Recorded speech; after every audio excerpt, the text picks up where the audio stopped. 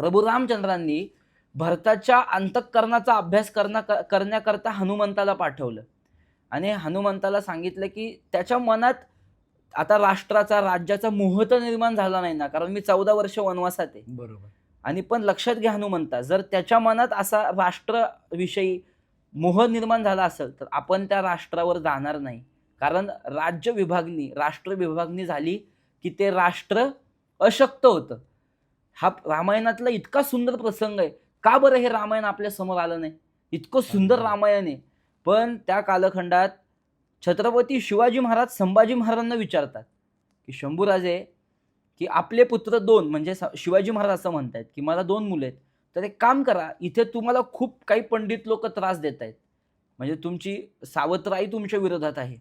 तर तुम्ही दक्षिण प्रांतातलं मला जे राज्य मी करून आलो, आता दक्षिण दिग्विजय केला शिवाजी महाराजांनी. जिंजीपर्यंतचा प्रवास मी केला आणि तिथपर्यंत मी हिंदवी स्वराज्य मराठा साम्राज्य प्रस्थापित केले. तुम्ही दक्षिणेत राज्य करा. संभाजी महाराजांचं उत्तर खूप सुंदर आहे. संभाजी महाराज म्हणतात, आबासाहेब, आम्ही तुमच्या पायाच्या जोड्यांची सेवा करतो, पण मी कधीही राष्ट्र विभागणी होऊ देणार नाही. त्यांनी यवन प्रबळ होईल. संभाजी महाराजांच्या मुखातला शब्द आहे. यवन म्हणजे मुसलमान.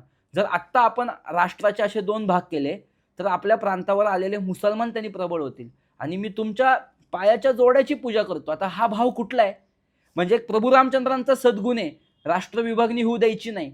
आणि एक त्या भरताचा सद्गुण आहे, ज्यांनी प्रभू रामचंद्रांच्या पादुकांची पूजा केली सिंहासनावरती ठेवून. किती मोठी राष्ट्रभक्ती आहे.